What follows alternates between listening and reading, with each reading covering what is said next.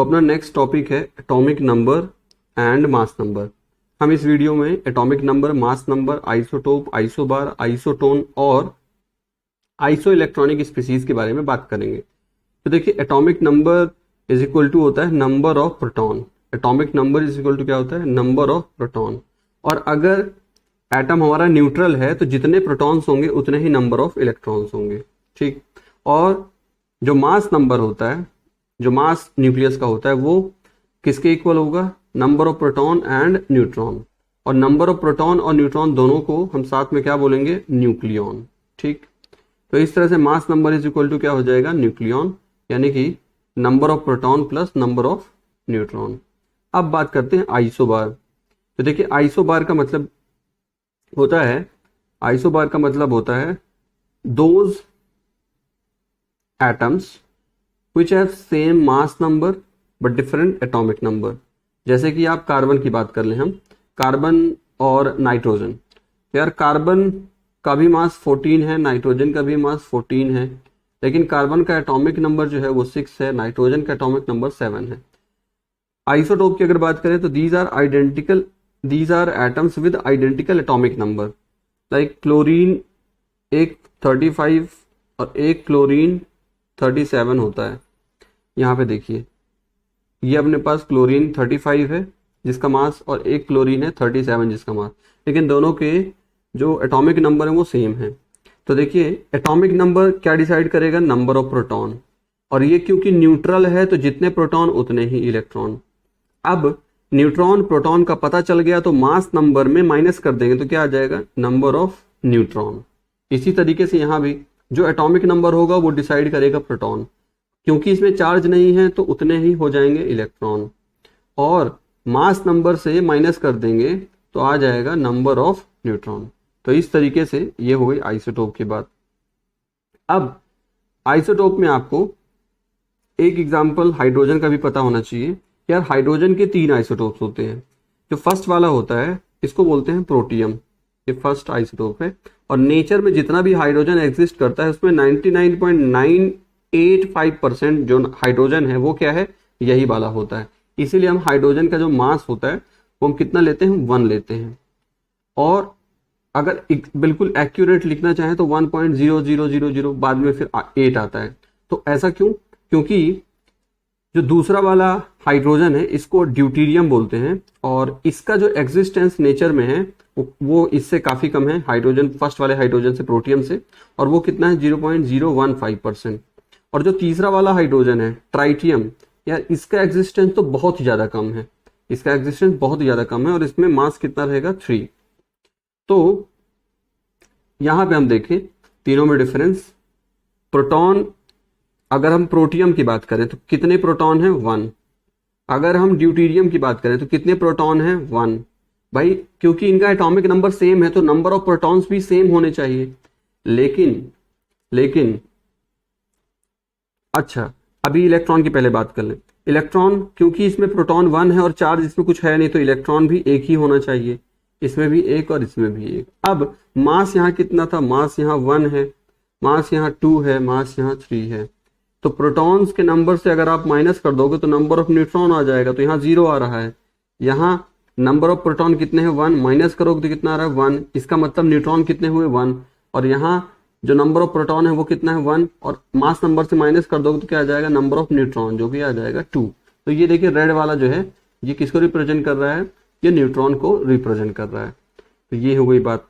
अब ये भी आपको पता होना चाहिए कि जो केमिकल प्रॉपर्टीज होती है, केमिकल प्रॉपर्टीज होती है वो किस पे डिपेंड करती है? वो डिपेंड करती है इलेक्ट्रॉन पे।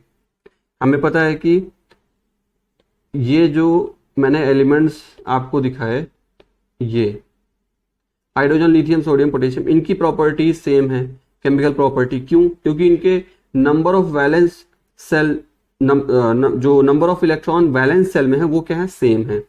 तो क्योंकि अगर नंबर ऑफ इलेक्ट्रॉन्स अगर वैलेंस सेल में सेम हो गए तो प्रॉपर्टी सेम हो जाएगी। तो इसीलिए जो आइसोटोप होंगे उनकी प्रॉपर्टीज क्या रहेंगी? सेम रहेगी। और जो न्यूट्रॉन है वो केमिकल प्रॉपर्टी पे इसका जो इफेक्ट होता है बहुत कम होता है। अब बात करें अगर नंबर ऑफ न्यूट्रॉन सेम हो जाए तब इसे क्या बोलेंगे, तब इसे बोलेंगे आइसोटोन। तो आइसोटोन जैसे एग्जांपल ले लेते हैं, नाइट्रोजन 13 और ऑक्सीजन 14। इन दोनों में जो न्यूट्रॉन है कितने हैं, 6 हैं। 6 न्यूट्रॉन नाइट्रोजन के पास है और 6 न्यूट्रॉन ऑक्सीजन के पास है। फिर इसके बाद देखें iso electronic species. Iso electronic species जो है वो स्पीसीज होती है, वो कोई एटम भी हो सकते हैं, आयंस भी हो सकते हैं, या पॉलीटॉमिक आयंस हो सकते हैं, जिसमें क्या हो, सेम नंबर ऑफ इलेक्ट्रॉन्स हो, सेम नंबर ऑफ इलेक्ट्रॉन्स। जैसे अगर हम बात करें ये नाइट्रोजन में कितने इलेक्ट्रॉन्स हैं, तो भाई इसका प्रोटॉन एटॉमिक नंबर 7 है, तो प्रोटॉन भी 7 है, तो इलेक्ट्रॉन भी कितने हैं, 7 है, 7 इलेक्ट्रॉन हो गए। फिर अगर हम बात करें कार्बन माइनस, अब कार्बन माइनस जो है, कार्बन में का एटॉमिक नंबर क्या है, 6 है, तो नंबर ऑफ प्रोटॉन कितने होंगे, 6 होंगे, तो नंबर ऑफ इलेक्ट्रॉन भी कितने होने चाहिए, 6। लेकिन एक इसमें माइनस चार्ज हमने एक्स्ट्रा लगा रखा है, इसका मतलब इसमें नंबर ऑफ इलेक्ट्रॉन क्या हो गया, एक ज्यादा हो जाएगा। तो इस तरीके से 6 पहले थे, एक ऐड कर देंगे 1, तो टोटल कितने इलेक्ट्रॉन हो गए, 7 इलेक्ट्रॉन हो गए। ठीक, इसी तरीके से देखिए सोडियम प्लस में अगर हम नंबर ऑफ इलेक्ट्रॉन्स की बात करें, सोडियम अगर न्यूट्रल रहता है तो उसमें नंबर ऑफ प्रोटॉन कितने हैं, सोडियम में 11 है, और अगर चार्ज भी प्लस चार्ज आ गया तब भी प्रोटॉन कितने हैं, 11 ही रहेंगे। और जो इलेक्ट्रॉन्स हैं वो पहले तो न्यूट्रल होने पर 11 होने चाहिए थे, लेकिन अब क्योंकि प्लस चार्ज आ गया तो एक इलेक्ट्रॉन कम कर देना है, 10 हो जाएगा। नियॉन की बात करें तो इसमें 10 इलेक्ट्रॉन्स हैं। फिर उसके बाद मैग्नीशियम प्लस प्लस की बात करें तो 2 इलेक्ट्रॉन्स अगर निकाल दें, पहले 12 इलेक्ट्रॉन्स थे तो यहाँ भी 10 हो गए। तो ये सारे के सारे क्या हैं, ये आइसो इलेक्ट्रॉनिक हो गए, इसमें ये आयन है, ये एटम है। तो ये हो गई बात आइसो इलेक्ट्रॉनिक स्पीसीज की। अच्छा, आइसोटोन में जो मैंने बताया ऑक्सीजन नाइट्रोजन, इसको भी एक बार देख लेते हैं। ऑक्सीजन है जिसका मास 13 है, नाइट्रोजन है जिसका मास 14 है। ठीक, अब यहाँ पे हमको इलेक्ट्रॉन प्रोटॉन न्यूट्रॉन का डिस्ट्रीब्यूशन देखना है, इलेक्ट्रॉन प्रोटॉन न्यूट्रॉन। तो भाई प्रोटॉन ऑक्सीजन में कितना होता है, जो उसका एटॉमिक नंबर होगा, यानी कि 8। नाइट्रोजन में कितने होंगे, 7। ठीक है, तो अब इसमें कोई चार्ज तो दिख नहीं रहा, तो इसका मतलब इलेक्ट्रॉन भी सेम होने चाहिए। तो इसमें इलेक्ट्रॉन को हम ये 8 दिखा देंगे, और यहाँ ऑक्सीजन में 14 करना था और नाइट्रोजन में 13। हाँ, तो नंबर ऑफ प्रोटॉन जो है, नंबर ऑफ प्रोटॉन यहाँ हमने ले लिया 7। अब हमको नंबर ऑफ इलेक्ट्रॉन्स यहाँ दिखाने हैं, तो नंबर ऑफ इलेक्ट्रॉन्स भी यहाँ पे क्या होने चाहिए, सेम होने चाहिए, 7। अब इसमें इसका जो न्यूट्रॉन है, अब न्यूट्रॉन के नंबर्स को देखना है अपने को। तो न्यूट्रॉन का नंबर कैसे आएगा, न्यूट्रॉन का नंबर ऐसे आएगा, मास नंबर कितना है, 14 है। 14 में हमें क्या माइनस करना होगा, देखिए मास नंबर जो होता है, mass number is equal to proton plus neutron होता है। मास नंबर कितना है, 14 है। 14 इज इक्वल टू प्रोटॉन कितने हैं, 8 हैं। और अब हमें क्या पता करना है, न्यूट्रॉन। तो न्यूट्रॉन के लिए क्या करना पड़ेगा, 14 माइनस 8, तो कितना आ जाएगा, 6। तो यानी कि ऑक्सीजन में कितने न्यूट्रॉन हो गए, 6 हो गए। नाइट्रोजन की अगर बात करें तो नाइट्रोजन में यही प्रोसेस, इसमें मास नंबर कितना है, 13 है, माइनस क्या करना पड़ेगा, नंबर ऑफ प्रोटॉन यानी कि 7। तो ये कितना आ गया, ये भी आ जाएगा 6। तो इस तरीके से आप देख सकते हैं कि ऑक्सीजन में और नाइट्रोजन में नंबर ऑफ न्यूट्रॉन सेम है। और भी दूसरे एग्जांपल्स हो सकते हैं। तो ये थी बात आइसोटोन आइसो इलेक्ट्रॉनिक स्पीसीज की। अब हम एक क्वेश्चन लेते हैं, एनसीईआरटी का है। एनसीईआरटी का क्वेश्चन है, calculate the number of proton, calculate